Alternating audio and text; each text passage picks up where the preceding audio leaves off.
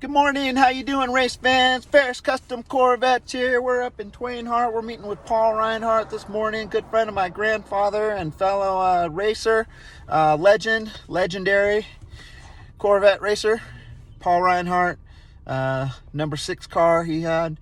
And we're going to do a little interview and talk to him and maybe check out his project he's working on at his house. He's got a new truck he's building and putting together. So really excited about this, and we're gonna go meet him over here and get some breakfast, and we'll check you out later, race fans. Have a good one.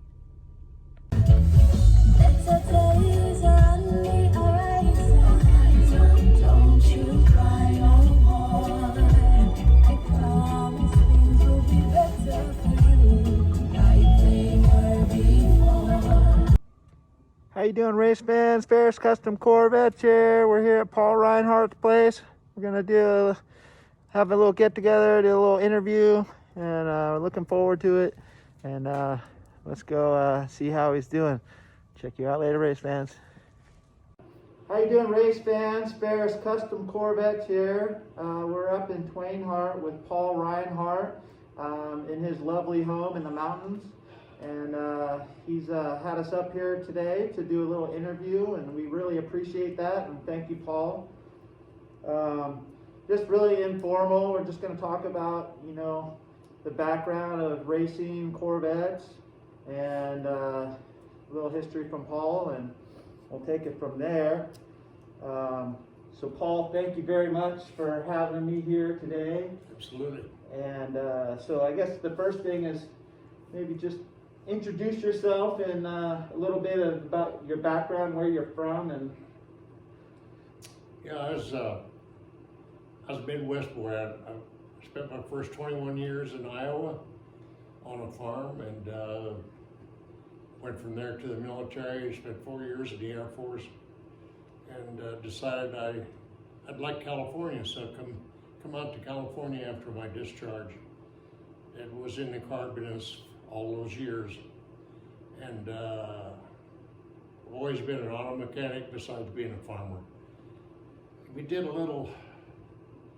The last year before I went in the military, I ran a season in circle track with an old 35 Ford.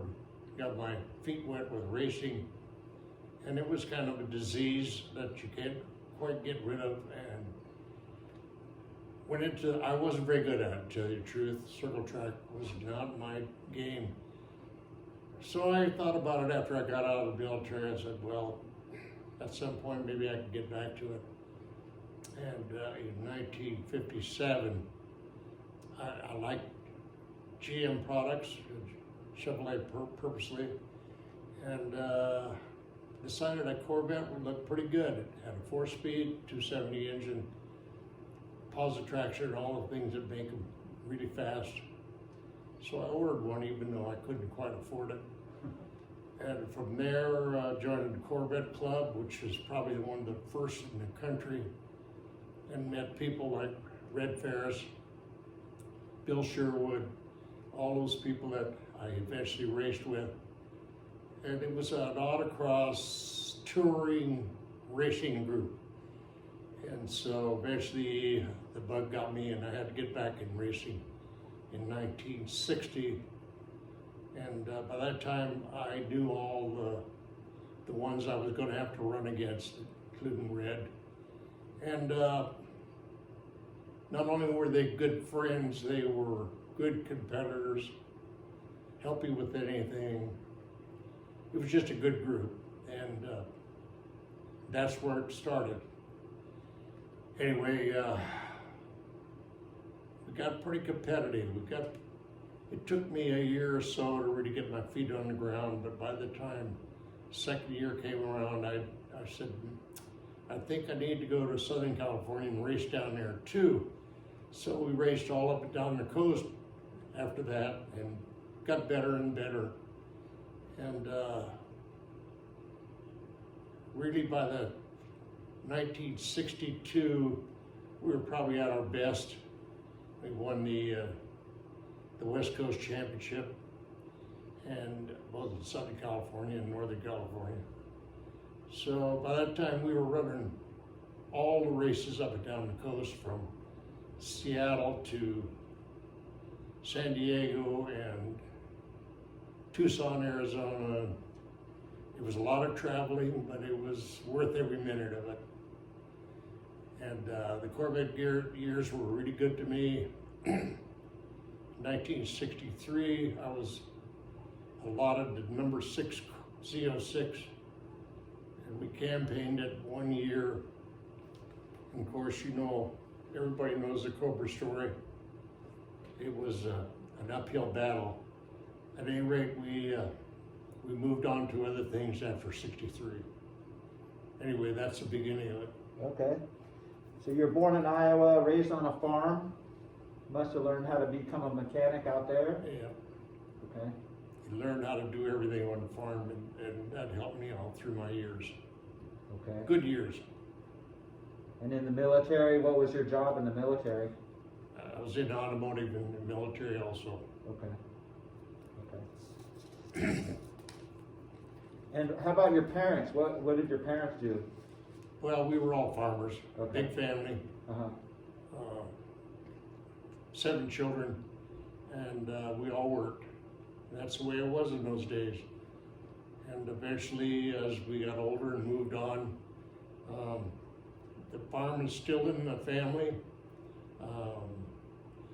And I go back to visit occasionally, but it's nothing like it was in the old days where it was big families that could live on 200 acres. It's a different deal now, but I'm not sorry I didn't continue with it, but I respect the hard work that goes into it. Couldn't have been a better background for myself. Anyway, it's a good life. Okay. So, in the military, that's when you started racing the first time with the circle track? The year before I went in the military, I raced circle track for 1 season.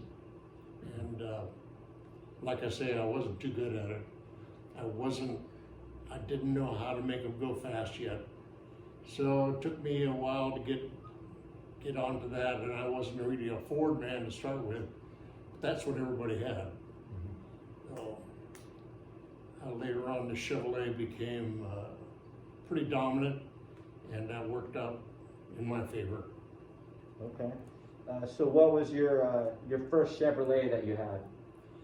I had a 46 Chevy Coupe and with a big motor, overdrive, and it would cruise all day at 75 miles an hour. That was very unusual in those days. And I made a lot of trips from California to Iowa during the military.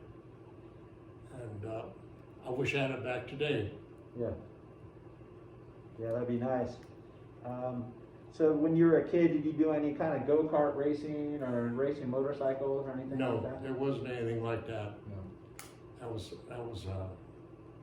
down the line. It was coming on, but it wasn't that time. At that time. Okay. Nothing like ATVs or quads or motorcycles. That was generally a Harley Davidson deal in those days. Okay. Indian. Okay. So I never was really involved in any automotive stuff like that. A different era, that's for sure. It would have been fun to have had all that stuff in those days. Yeah. Yeah. Yeah, of course. So what about your first race with the Corvette? When was that? First race with a Corvette was probably Katati, and you had to run 3 races with a yellow tape on the back bumper, like NASCAR does. You had to run three regional races to be. It was pretty tight actually. They observed you for 3 races to see if you're up to running with the big guys. Okay. And so typically, I didn't want to intimidate anybody. I think I probably finished 7th or 8th or something like that. Because there was a lot of Corvettes at that time, a lot of Corvettes running. Okay. And eventually I got a little bit better, and we had some guys that ran with us that were real good, that had Mercedes S300 SLs, big Austin Healey's. They were very good. So you learn from everybody. Yeah. And eventually I was up front, and like I said, there was always a bunch of Corvette guys that had been there for a number of years, and they knew their way around.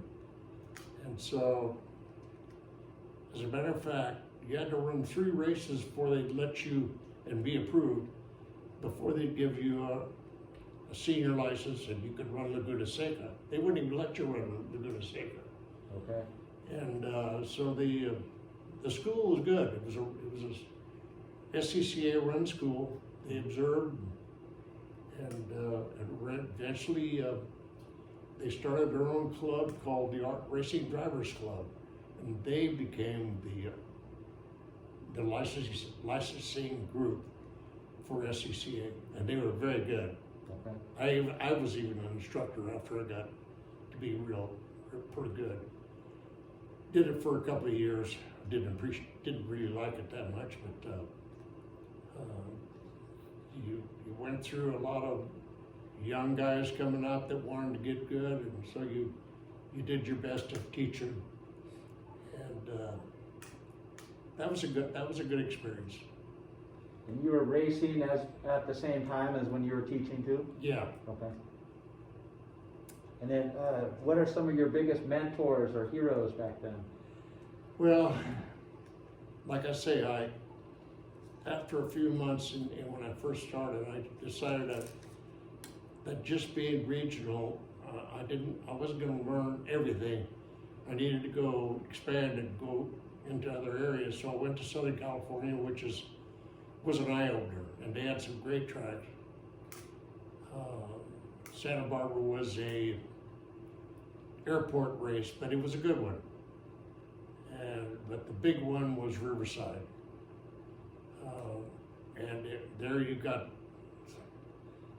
There you were learning the big guys' way. It was very fast, a little dangerous, and so every track we ran in Southern California. We ran a parking lot in San Diego. We ran Dodger Stadium, Santa Barbara. I don't know how many more, but there was a lot of temporary ones that we ran, which was good. Yeah. And a couple of them in Arizona, which were airport races. We even ran one race in Las Vegas when the convention center first was first built and opened up. They had a parking lot all the way around that, and they made a racetrack out of it temporary. We ran once there. We ran State Air Force Base in Las Vegas, or in Reno. A ton of them here in Northern California. Candlestick Park, Cotati, Stockton Airport, Stockton Harbor. There was a lot of temporary races that came in. We ran once at Camp Stoneman, on the streets there. It was all good stuff. You learned how to run a track that you didn't have any knowledge of, and that was all good stuff. Taught you a lot of things. So some of your rivals, you mentioned Riverside, and how about racing the Cobras down there? Tell me about that first race there. Yeah, that was, we didn't get to run the first Riverside race because the car wasn't ready. I hadn't picked it up yet. That was a Z06. And by February, we had run one race at Vacaville and found out the brakes were really dodgy, scary. So they sent us all new brakes. So by February of '63, we ran Riverside the second time, my first time there. And the Cobras, the two Cobras, Ken Miles and Dave McDonald, were on the front row, and I was third, and then Corvettes and stuff behind us, and I ran third on Saturday. Sunday, they obliterated us so bad, they tore us up so bad, I was really upset about that, but I knew it was going to happen. Sunday was kind of a blessing in that I went out. We ran on recap tires. Was that Bruce's tires in Oakland? Bruce's tire. Okay. And that was fine. We had done that with the 57. We thought, well, it's not a big deal. The Cobras were on Goodyears, and Carl Shelby was a Goodyear dealer, so that made sense. I couldn't afford new tires all the time, but the recaps we could afford. I had a little sponsorship deal with Bruce's Tires, so they helped me a lot. On Sunday morning, we went out for the race, and the first lap or second lap, I lost a recap. I like to tore the back end of the car off on the front straightaway, which was, well, the back straightaway, I should say. Back straightaway was probably, 63 was probably 150 miles an hour. And so I didn't have to fend off the Cobras that time. I pitted. But the Cobras showed that they'd already had some really good races, Sebring and maybe not Sebring, maybe Daytona, I don't know where they ran, but they had run some professional races, and they already had their cars dialed in real good. And so they just smashed us at Riverside. And on the shorter races, we did better with them. But Riverside was their test site, so they knew everything about that. Okay. And they killed us. Matter of fact, on Saturday, I remember Ken Miles, Dave McDonald was leading, Ken Miles was second, and they were so far ahead of us. Ken Miles came in the pits, had a drink of water, and went back out, and still finished. Wow. Second. Okay. It was that bad. So it was kind of depressing for us. Yeah. As our first real race. Was my grandfather racing in that race with you? You know, I think he was. Okay. I think he was. I don't know if that picture up there, that road and track picture up there, that's Riverside, that second race. Okay, maybe let's take a look at that.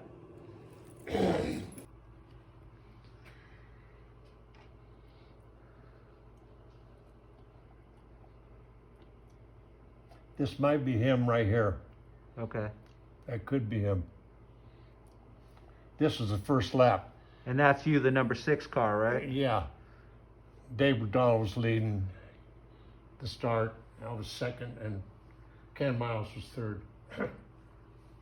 I don't remember whether we were 3 lined up on the start or whether that was a staggered start.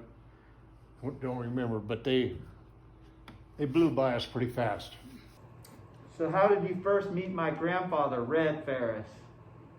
Well, Red started racing a little earlier than I did. I think he probably started in '58, and we all belonged to the same Corvette Club. And so, we got along, got introduced right early. And so I knew him from '57 on, and he was like a mentor. He looked out for Bill Sherwood, myself, very helpful. And even before we started racing, but after we got started racing, why he was always there. There was always the 3 of us, usually crewed pretty close together, and he was a big help. He took it very seriously. He worked out, even though he was older. He did a good job. And some of the guys that we raced with, They didn't want to start behind him because he was hard to pass. I don't think he did it purposely. I just think that's the way he drove. Okay. And he wanted to win. He took it very serious and did a very good job.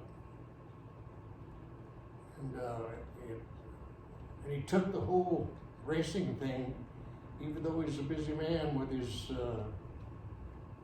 electrical business. He became executive of the SCCA, San Francisco region, and big job.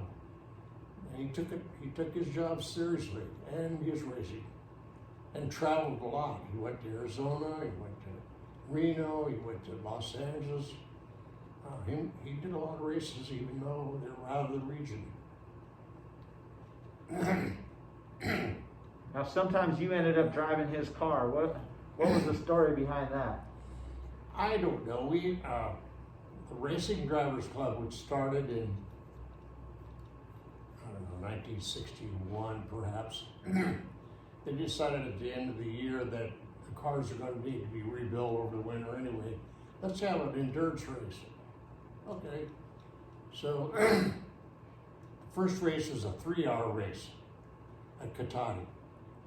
And Red asked me to co-drive with him. And I think we finished up probably 4th or something like that. So then the next year decided, let's make it at the same situation at the end of the season. Let's make it a 4-hour race, okay. So that one we had, I can't remember where we had that one. So Bill Sherwood and I, we teamed up. I went with Bill Sherwood, and I drove his car, and we shared his car, and we won. That's good, that's good. I think that was Katati too, perhaps. And then next year, Bill says, let's team up again. I said, okay, we'll drive my car. And they were both 57s. Okay. And so we won again. Won 2 years in a row. Wow. The third and the fourth year, Red asked me if I'd drive with him. I said, sure, I'll drive with him. And I think that was Vacaville. And I think we finished 3rd or something up there. It's pretty good. Now, I didn't do it again till, might have been a year that I didn't run at all. Then I ran the endurance race at Katati, 4 hours, with Herb Kaplan, and we won that race. And so I was pretty good. I was 3 for 5. And then we didn't do it anymore. I didn't do that anymore. But it was a fun deal. Sometimes it'd rain, and that was an experience. And always in an open car. Okay. That was kind of a fun one. Yeah. But Red was good to us. We really enjoyed his company, and he looked out for us a lot. So, yeah, so how was it driving? How was Red's car? How was it to drive his car? It was good. Yeah. You know, the Corvettes were pretty much all the same in that SCCA was really sticky about how modified you could be. So the cars were pretty similar. Okay. Sometimes we had a little more power than somebody else or whatever. Some cars were cleaner than others. Red's car was always good. He always kept a good car. But they were all, let's see, probably drove it when he had 327s, and I drove one of his big block cars at Riverside. I drove it at Las Vegas, Can-Am race. It was always a good car. Okay. He maintained his cars really well. Sometimes he would have the dealer supply this or that, but most of the time he did a lot of his own work. Okay. Yeah, what he could. Yeah. Now there was a picture you showed me, and you had won a race in Red's car, and there was a movie star, an actress, that went around in a victory lap with you. Who was that? And what race was that? The If you one can where remember. I was using his car that was a charity deal. And she was one of the young ladies that were part of the charity. I can't remember at this time what that charity was. She had some sort of a little problem, physical problem. The one we were talking about is Jane Mansfield, but that was in my car. Okay. That was in your car. Okay, great. In my car. Yeah. And that would have been the end of 1960. At that time, I was getting pretty good at that time. I won that race, and the trophy girl was Jane Mansfield. Mm-hmm. That's great. So what about one of your first big wins that you had? That was the first big one. Oh, that was my first win. Okay. His first win, and there were probably the Corvette clubs. Our Corvette Club sponsored that event, so there was probably 15, 16 Corvettes. Wow. And we won that race. Okay. Some of the hot dogs either had problems or accidents or whatever. I ended up winning the race, and so that was kind of a mental deal in that I thought, heck, I could do this. So we got more serious about it the next year. Okay. Because that was toward the end of the season, that first season. So the next year we took it more serious. We repainted the car in purple and orange and fixed it up a little bit better, did a little more work to it. And it was more like a professional sports car at that time. Okay. How about your favorite track? What was your favorite track to drive on? I think the favorite track, it's got to be Laguna Seca. You didn't have to be super fast, like Riverside. I mean, if you had a fast car at Riverside, you were going to be pretty hard to beat. Laguna Seca was more a finesse track, and the more you ran there, the more you got used to how it was. It was one of those tracks where you make a lap and you say, I could have done better at such and such a corner or whatever. Just one of those places where you always knew you could improve the next lap if you concentrated. So we did pretty good there. It always showed who was the real drivers. Okay. Laguna Seca. Okay. Separate the men from the boys? Kind of like that. Yeah. Yeah. Okay. So your first Corvette, which one, what year was your first Corvette? Was that a 57? 57, yeah. Okay. And then, so you had a couple cars, you had sold one car and then you discovered it again in San Francisco, or? 63, we ran it for one season. And we got killed so bad by Cobra that I decided to sell it. I had a chance to sell it. Okay. And thinking back on it, it was a number 6 car built, and it was more valuable than I thought it should be, you know. And so I was tickled to get rid of it. That's a sad thing to say. Here it is, $1 million car, and you can't wait to get rid of it. So anyway, the guy that I sold it to campaigned it, I don't know how many years. He just raced it. He raced it to death. Trans Am, he ran clear back in Florida. He ran back there. Crashed it, I don't know how many times. But anyway, it went through another hand. He sold it to a guy who autocrossed it. He and his wife his wife was evidently very good. She was a national autocross champion. She was really good. And they lived up in above San Francisco. And he ran an ad in the San Francisco Chronicle, and I got the Chronicle all the time. Said, hey, there's a Z06 for sale. That's odd. You never see one.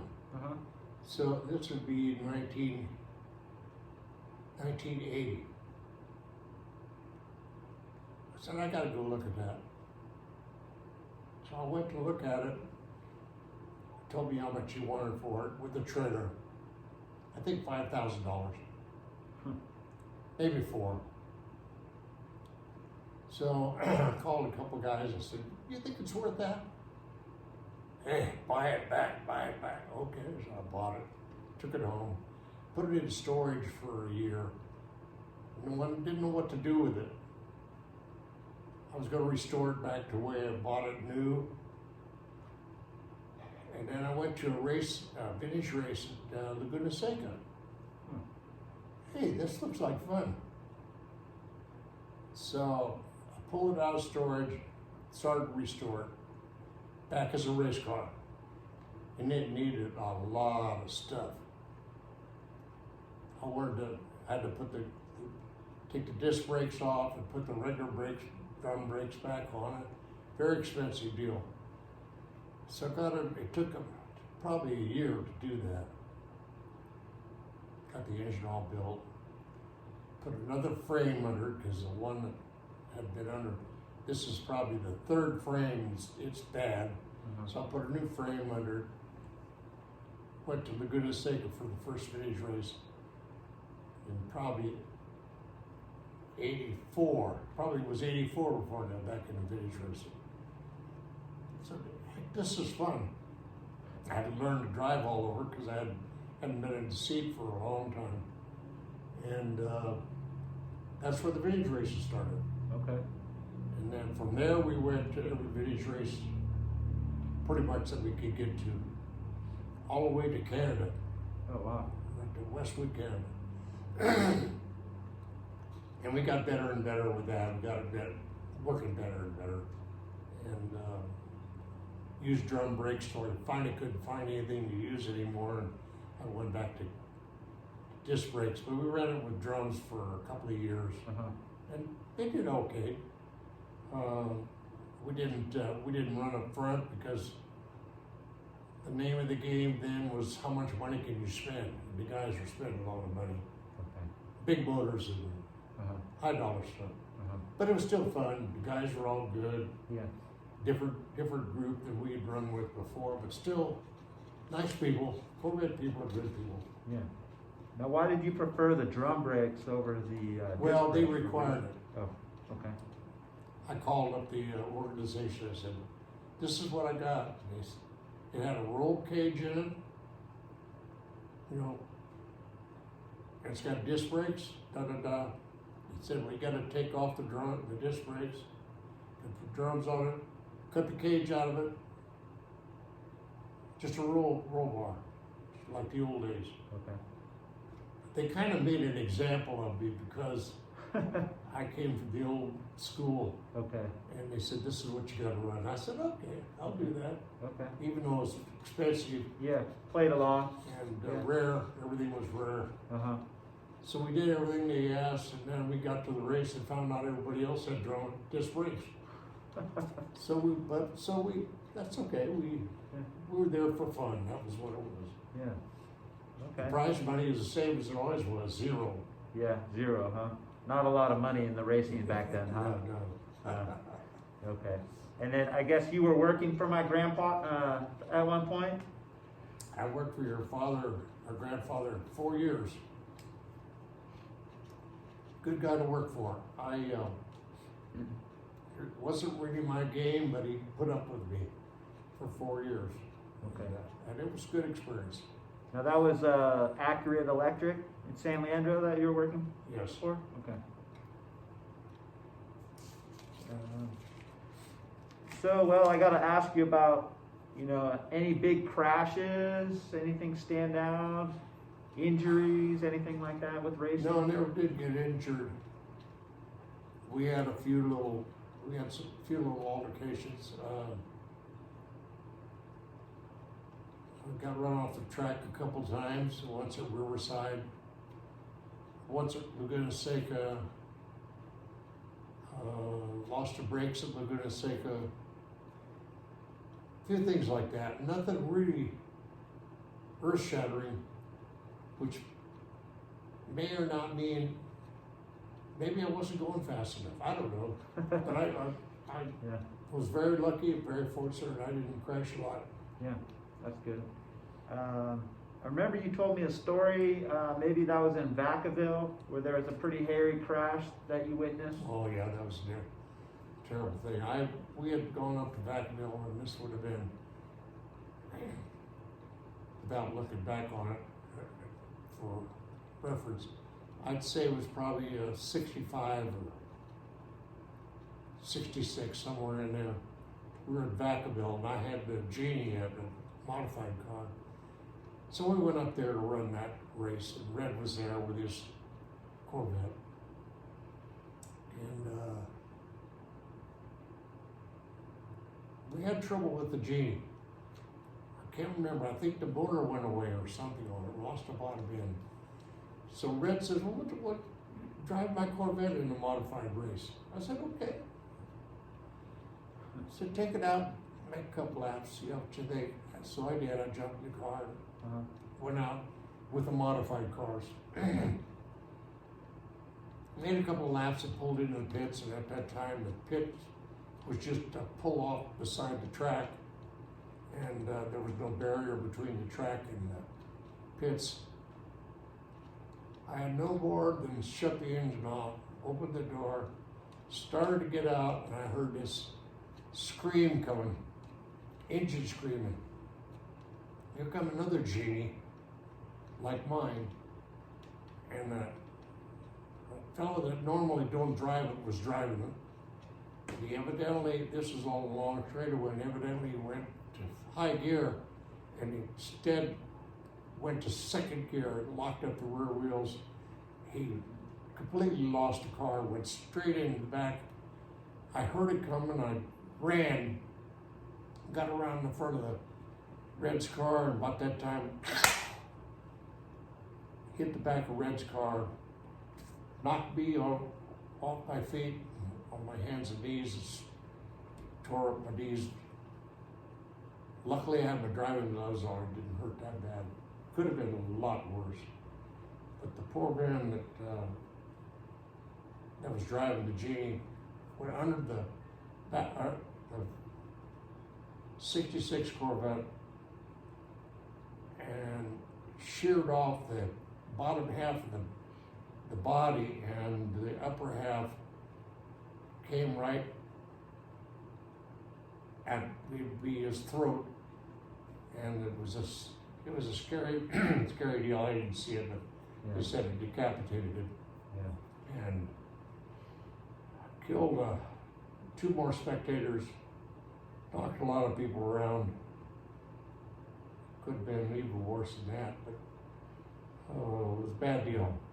Did that change anything with rules or regulations, anything after that? It was a big deal in that there were so many people involved. That one episode, there were not allowed to be any children in the pits. You had to be like 12 years old or something. They put a barrier beside the racetrack, separating the pit area from the racetrack at every racetrack in the country. Every track. Wow. The insurance companies were going nuts. The feds were going nuts. Everybody's calling for the racing to be shut down. I mean, it was very serious. Wow. Wow. And that one episode, as serious as it was, probably was a blessing, because it did save a lot of people after that, for sure. Yeah. Next thing down the line was, well, we had several deals like that. One of them was fireproof fuel cells, Haunts devices coming down the road. All these things were coming. Everything was a help. And that was one of the really serious ones. So, yeah, it took a while to get over that one. Scary deal. And matter of fact, the SCCA rebuilt Red's car. Oh, wow. They rebuilt it. Oh, wow. And because it tore it up pretty good. Yeah.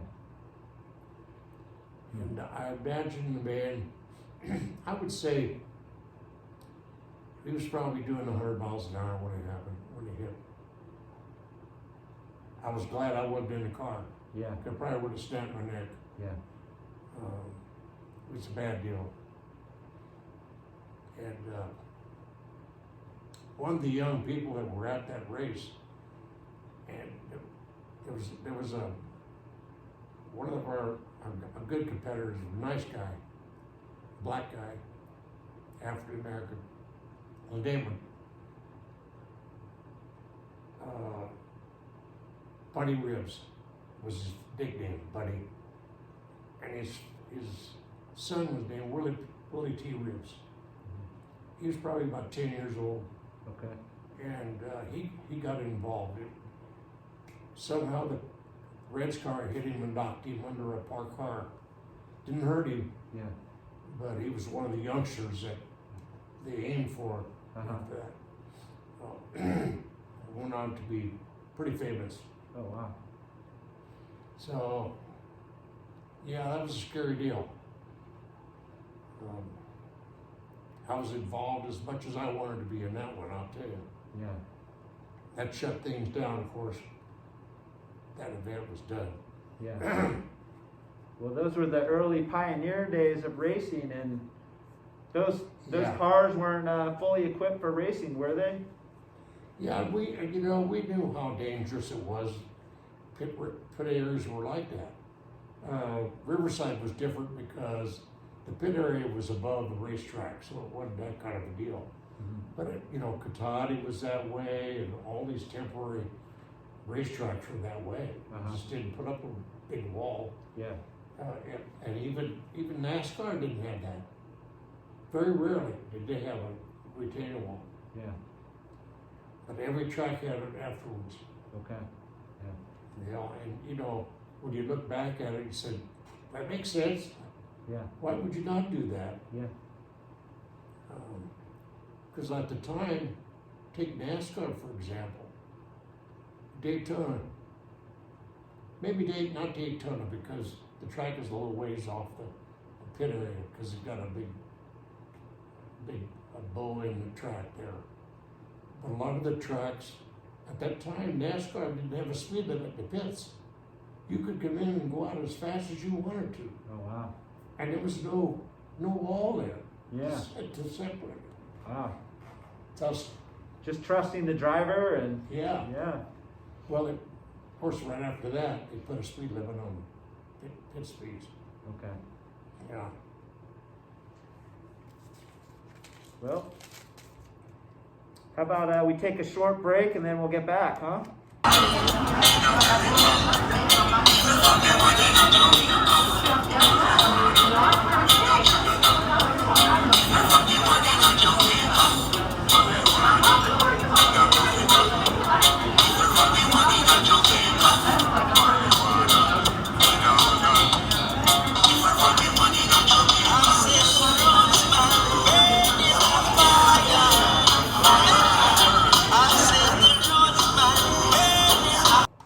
So welcome back, race fans. We're just sitting here having some coffee up here in Reinhart.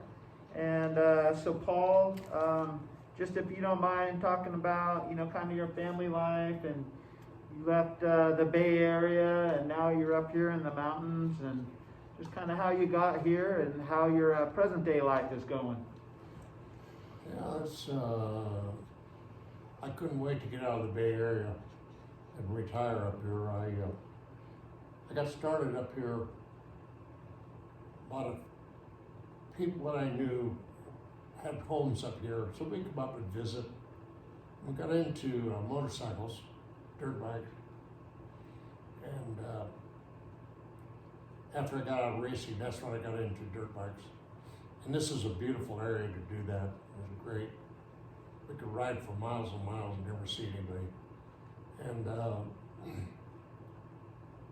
so we decided just to buy a place up here and eventually retire up here. That's what happened.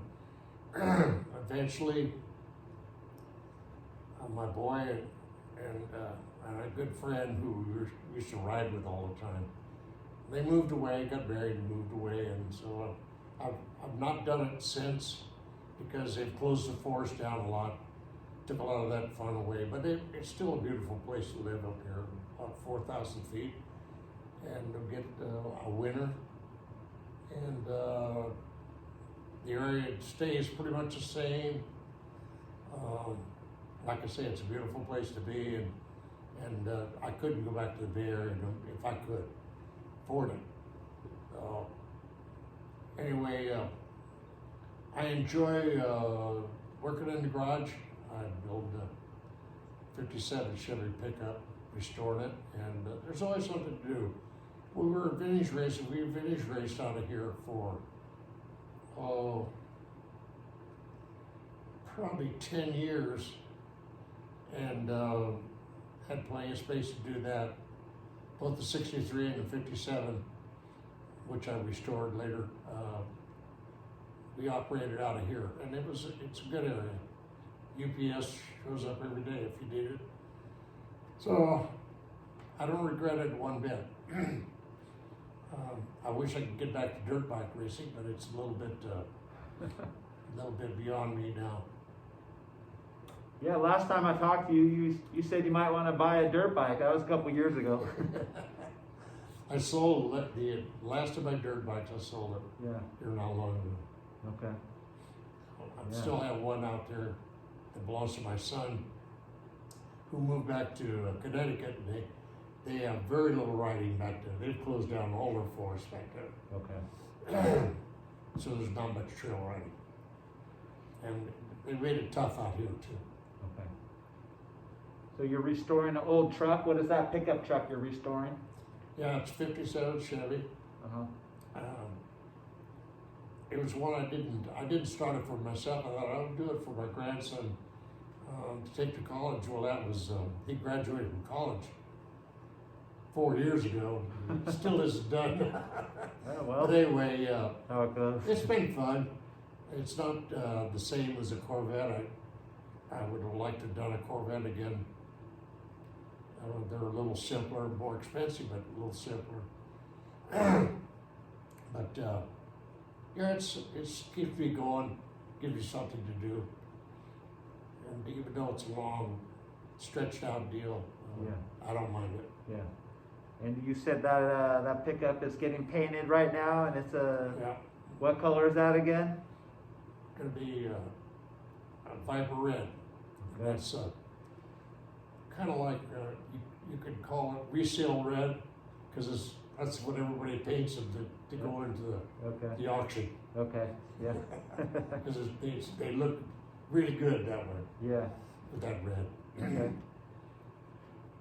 Well, we look forward to seeing the truck when it's all done, and maybe we'll come back up and check it out then. Sure. And I really, really want to thank you for having me up here today and doing this interview and taking the time and showing me pictures and talking about my grandfather and your history. And Good.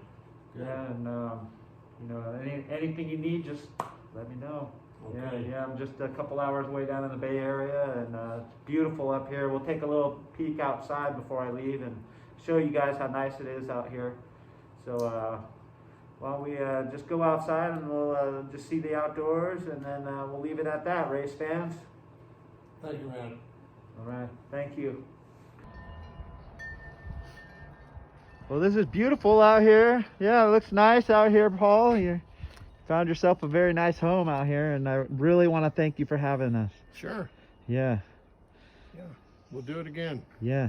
So you let me know when that truck's ready, or if you need All some right, I'll help. do that. I'm willing to come up and help you out. Yeah. Yeah.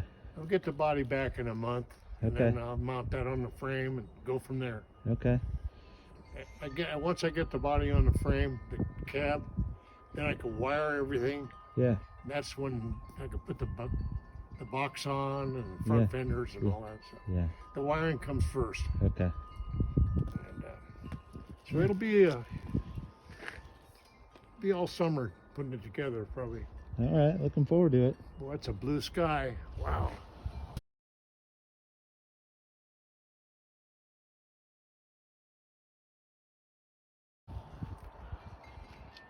When it's blue up here, it's blue. Yeah. Bluebird.